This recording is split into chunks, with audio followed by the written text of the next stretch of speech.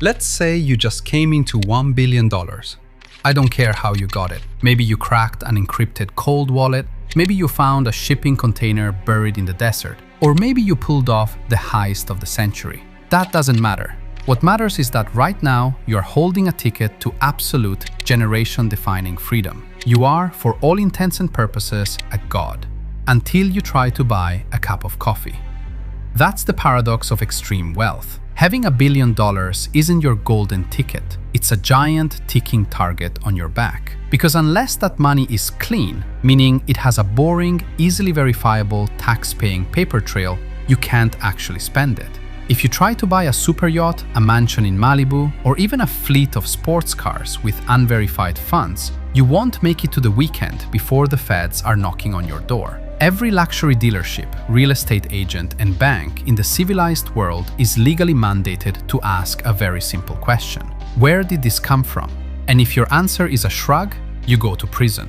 So how do you fix this? How do you take $1 billion of dirty money and wash it so clean that the IRS, the FBI, and every international banking regulator smile and thank you for your business?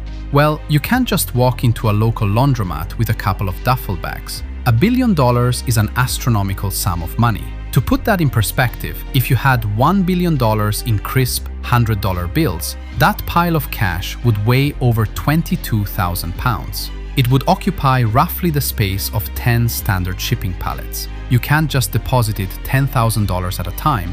That's called structuring or smurfing. It's highly illegal, and automated bank algorithms will flag you in seconds. No, to wash $1 billion, you have to play the game at the highest, most sophisticated level of global finance. You have to understand the 3 sacred steps of money laundering: placement, layering, and integration. And today, you and I are going to do exactly that. Grab a seat. Let's get to work.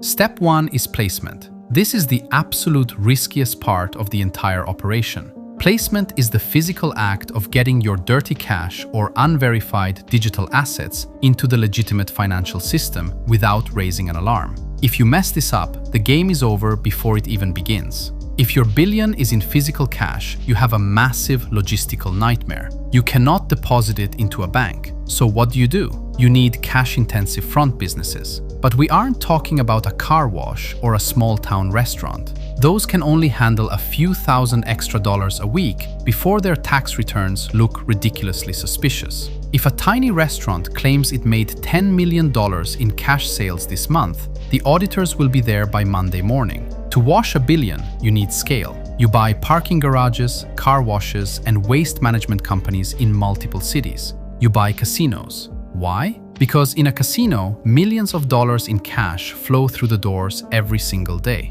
You mix your dirty cash with the legitimate cash flowing from gamblers. You buy chips with dirty money, play a few hands of blackjack, lose a tiny percentage, and then cash out with a clean official casino check. But let's be honest, doing this with physical cash for a whole $1 billion would take you decades. It's too slow. So let's assume you've been smart. Let's assume your billion is digital. Maybe it's in cryptocurrency, or maybe it's sitting in a shadow bank in a jurisdiction that doesn't ask questions. Even digitally, placement is hard. If you try to wire $50 million from a random offshore account into a major bank in New York or London, the compliance department will freeze it instantly. You need a doorway. Your doorway is going to be trade-based money laundering. This is where we start getting sophisticated. You set up 2 companies. Company A is a shell corporation in an offshore tax haven, let's say the British Virgin Islands. Company B is a legitimate-looking import-export business in a major trading hub. Company A sells a shipment of highly priced goods to Company B,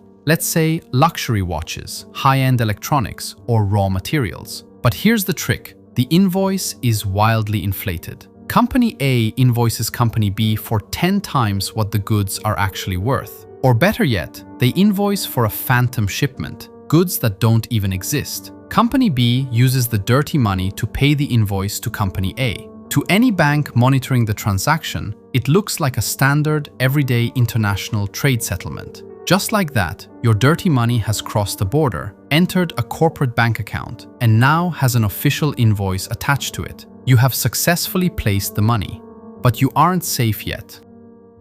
This is where we enter the labyrinth.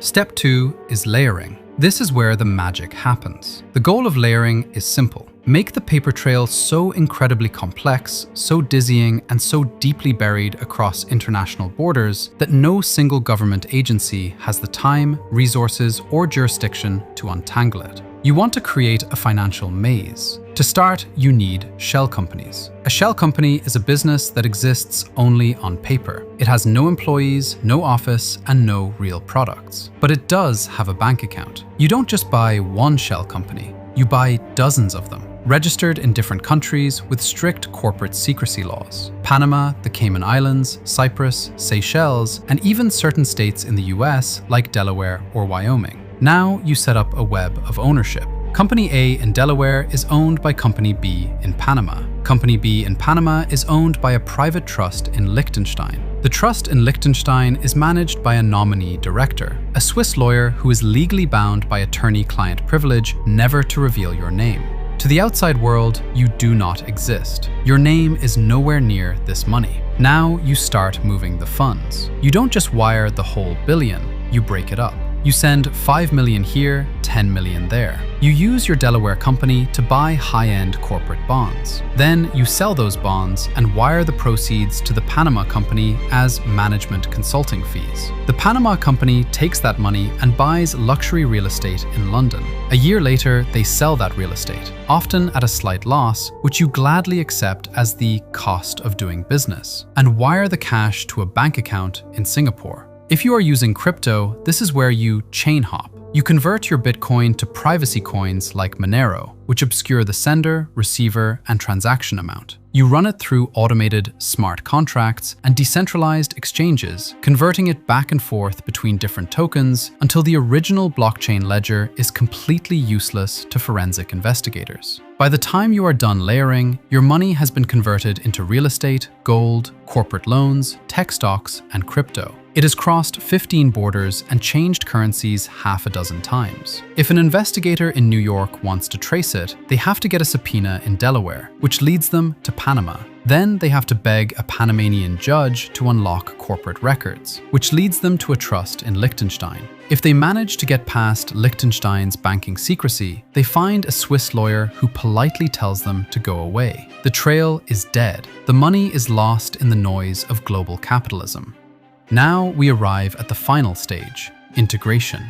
The dirty work is done. The money has been placed and layered. Now it needs to come back to you as perfectly clean, taxable, legitimate wealth that you can spend openly in broad daylight. How do you pull the money back out of the maze without raising red flags? One of the most elegant ways to do this is through loan-back schemes. Remember that offshore shell company you set up in the Cayman Islands? The one holding a few $100 million of your layered funds? Well, that Cayman Islands company decides to lend you, the individual, $100 million to start a new real estate development project or buy a luxury estate. You draw up an official, legally binding loan agreement with market rate interest. You receive the money. To tax authorities, a loan is not taxable income. It's a liability. You can openly buy your dream mansion with that money because you have a clear legal explanation. I took out a commercial loan from an offshore investment fund. And the beauty of it? You pay the loan back over time using the profits from your new, legitimate business ventures. You are literally paying interest back to yourself. Another classic integration method is art and luxury assets. You walk into an auction house in Geneva or New York. You use one of your clean, layered corporate accounts to buy a painting by a famous modern artist for $20 million.